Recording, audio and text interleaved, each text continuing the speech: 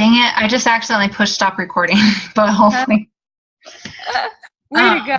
I know. Okay, so we don't want this to go on forever because we kind of just want to talk about a couple things each week and then go from there so that other people have stuff to talk about in the group. So let's talk about, a lot of the questions are talking about healthy meals that are fast and on the go, ready or good to do on the go. And if you guys honestly have any suggestions, then feel free to pipe in or comment and just let us know, okay? So for me, okay, I'll just start and then anybody else can go. I'm gone most all day, especially for my clinicals, so I have to pack a lunch. So I know how it feels to pack a lunch. Sometimes you get super sick of eating the same stuff every day. But I think you come to a point where you realize that you're not necessarily eating always just for the flavor. You're eating to get nutrition and then getting on with your day, I guess. But a couple things that have helped me a ton. I always try to have hard-boiled eggs in the fridge, so that those are super easy protein that you can take on the go. Almonds, protein bars, I try not to eat too many because it's processed, but not everything. I mean, you can if you want, but it's really hard to eat 100% raw food all the time. So yeah, sometimes I'll have a protein bar, but I try not to have one every day. Lacey has really good advice. If you're going to eat a protein bar, check the label and watch the sugar and carb to protein ratio. You want those to kind of balance out a little bit so that you're not just loading up on sugar. If you have enough protein with it, then you're going to be okay. It's a good snack. And some bars, people, obviously it always shows the amount of protein that's on the front of the bar, and it could be like 20 grams of protein, and then people are like, wow, that's a lot, that's awesome, I'm going to get this one. But then they don't even look, and they all of a sudden see that it has 25 grams of sugar. Obviously that's not a good bar to choose, okay? So definitely look at the back. And your body can't always process a ton of protein in one sitting. Your body, depending on the person, process 20 to 30 grams of protein at a time. So if you're getting 40 plus grams of protein, it's not really doing your body any good. Another thing, I know me personally, I can't make my meals for Sunday and have them last all week because I feel like by like Wednesday, I'm kind of like, my food's kind of tasting old. So I try to cut up vegetables. Obviously, carrots are super easy. I love the little cherry tomatoes. I usually will take some of those. And any fruit, but you also have to watch not to eat too much fruit. I still struggle with that because I know I eat too much fruit. I love it. But I'm trying to be more aware of even eating it earlier in the day, maybe not as much in the evening. And does anybody else have any good ideas for stuff that's on the go? We like to do our salads in a jar. I know you guys have seen those everywhere, but it's really easy to make sure that you get your protein and your greens, and it's just a complete meal. And those are I'm with Cozy. I don't like to meal prep for a whole week. I hate old leftovers. But salads in a jar, for some reason, are awesome for like 5 days. So that's one thing when I'm being really good, really prepared, I will put together like 10 jars at the beginning of the week. And my husband and I have a salad every day for our lunches. And when we are camping or we go on a picnic with the kids, or like this weekend, we spent a whole day with his family, and their food usually is not, uber healthy. We took a salad in a jar for each of us to eat along with, eating some of their food. So we use those a lot. See, I've never made a salad in a jar, but people do it all the time. So yeah, we really, really like them. We use them quite a bit. But, the big thing for us is if we didn't have it prepared, we probably wouldn't eat a salad. We wouldn't get enough greens in because, for one thing, it's a pain in the butt to build a salad every day. And for another, sometimes it just seems boring. But if you're hungry and it's prepared and it's right there and you can see it's just all stacked pretty in the jar and everything, then you're like, yeah, I'm eating that. So we're just a lot more likely to get our greens in if we do that. Yeah. Does anybody else have any other ideas for on the go for people that are always going?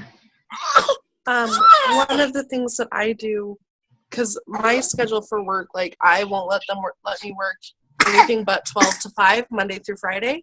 So I'm gone from the house right in the middle of lunchtime. So I like to mix my shake before I go, and I like to mix spinach in with my shake so I get one of my veggie servings.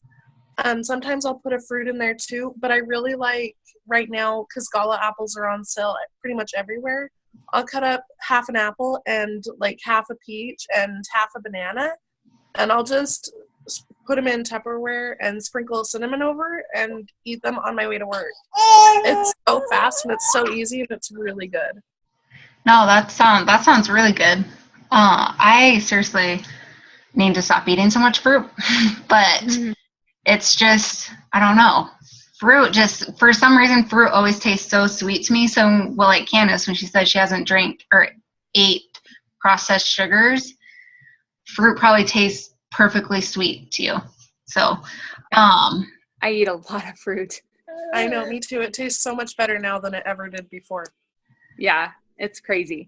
Yeah, so- actually, some of the things too that I'm eating now, we went to Orange Leaf. We have one-on-one dates with our kids, and my son wanted to go to Orange Leaf. He doesn't care if I can't get anything. It's what he wants. So we go to Orange Leaf, and I'm standing there while he's checking out the flavors of, frozen yogurt, and there's one across the way that said no sugar. And I was like, really? But then I was like, well, whatever. I'm not like being super strict anymore. I'm just mostly maintaining it. So I was like, okay, I want to try that one. And it was a chocolate. And I asked him how it was. And this kid was like, I think it's gross. I think it's bitter. And I was like, okay, well, I want to try it. So he brings it over to me and I tasted it. And I was like, oh my gosh, that is the best chocolate ice cream I've ever had. And he just looked at me like, are you for real? And I was like, yeah, I'm so getting some of that. So yeah, seriously, like stuff that wasn't sweet before is so sweet once you get rid of that sugar. Yeah, it's awesome. Abby always makes this ice cream. I don't even know what it is. Out of bananas? No, I don't even know. She does she'll blend. Can you just tell them what you do usually? Yeah. I'm like a huge ice cream freak. And so probably every day I just mix up like a scoop of protein, a serving of fat-free cottage cheese, and then I'll sometimes add like a tablespoon of sugar-free coffee creamer, and I always get the sugar-free Jell-O pudding packets, mix it all together with blend it with ice, and then I just stick it in the freezer for 30 minutes. And it's pretty much ice cream to me. Yeah. I love it. So I have it every night. She totally does, but it's awesome and such an easy way to get your sweet fix instead of giving in to all the other stuff that we think our body needs. Before we end, I think honestly for me, the number one thing that makes it easier on me, and it's probably easier for me because I don't have kids and so I don't have to buy treats and snacks for them. But you also I don't think kids necessarily need as many treats and snacks as what we think. But I literally just try not to buy any of that crap ever. It's where if I'm out to dinner or something, then okay, but I don't go to dinner that often. So it's going to make it so much easier if you don't have it in your house. And then when you come home and all you have is healthy food to eat, obviously you're going to choose something healthy if there's no other options.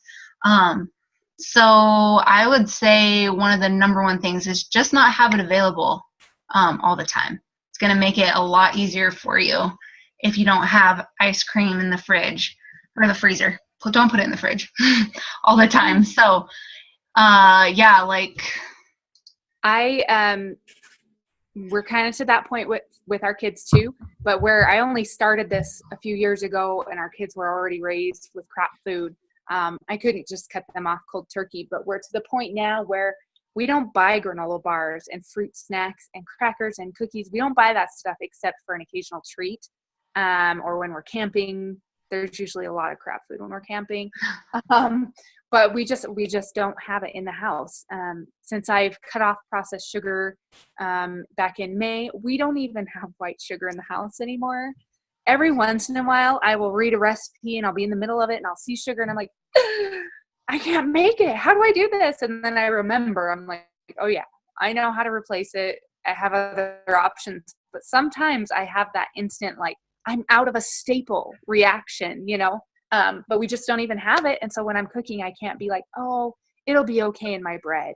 Oh, it'll be okay, you know, in these pancakes or whatever. It's not even an option. So yeah, I would totally.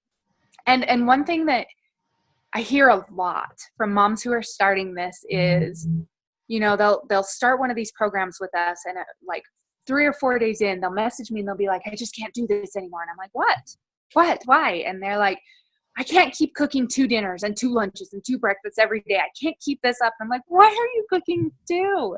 And they're literally cooking a separate meal for themselves and then cooking something else for their family that's unhealthy. And I just want to reach through my phone and be like, what are you thinking? If you want to make this change for you, why would you not want it for your family? Why would you not want to implement the healthy changes for them too? And I realize it's going to be a process and you can't go cold turkey or they're going to cut you off and lock you out of the house. But why would you not want to slowly start implementing these healthy things into their routine as well, so that eventually they're going to know how to eat right and they're going to be able to fight those cravings a lot younger than we did. So don't feel like you have to do this alone. Make it a family affair. Talk to your family and tell them your concerns and your goals and ask them if they will help you to make this change, and just do it together and have a plan. Follow a plan so that you're not just loosey-goosey. It depends on your mood. I had a crappy day, so whatever, we're just having this. You know, follow a plan and have the support of your family, and it'll go a lot easier. And if you guys check out the chat, Lacey and Sarah had some good ideas. Popcorn, not necessarily the theater butter popcorn, but even if you pop your own popcorn and don't put butter and stuff on it, your kids don't. Popcorn's popcorn. They're going to eat it no matter what. And something crunchy to eat is, sometimes you just want something crunchy but don't want to give in to chips and stuff like that. Frozen fruit, sometimes I'll freeze grapes and it's super good. I love grapes and I feel like sometimes I can eat like 5 handfuls of them, but when they're frozen, you can't eat them fast. So yeah, coconut oil on popcorn, that's such a good idea. Yeah, so stuff like that is just so easy, and lots of times your kids won't even know that you, like Candace said, won't even know that you made that change. It's still a treat to them because it's popcorn. I do coconut oil on my popcorn, but I put Himalayan salt and butter flavor in it. It tastes just like buttery popcorn. Okay, side note. Okay, so I think that's the gist of it. That's what we've got for you tonight. It's kind of a lot to think about. I would recommend looking at your regular menu. Look at the meals that you cook regularly and just figure out what you can tweak. What little changes can you make to your normal meals to make them a little bit healthier? And start with that. That's really the easiest place to start. We are going to continue this series within our challenge group.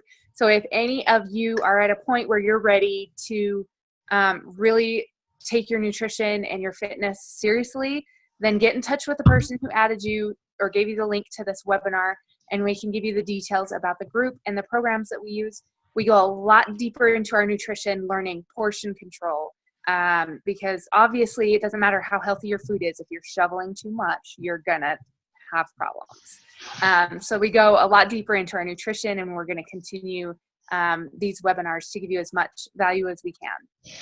Yes. So if you would like to be in one of those groups, please just get in touch with the person who invited you to this webinar. And Abby and her mom are doing next week. So if you're in the group, make sure you continue to ask questions so that they can kind of touch on certain things. And everybody does it differently. So that's why it's fun to have the perspective of different people. Obviously, you can tell me and Candace already do it differently. There's not necessarily a right or wrong way to do it. You kind of just have to fit it into your life and your lifestyle. But there's definitely things you probably want to avoid. So, do anybody have any questions? Or we can just end it, and then you can ask questions to whoever sent you to this. You guys good? I know. Okay, guys. Well, thanks for hopping on. You're welcome. Thanks for getting on, Donna. Yes. Okay. Hey, Bye, you guys. guys are awesome. Thank you so much for getting on.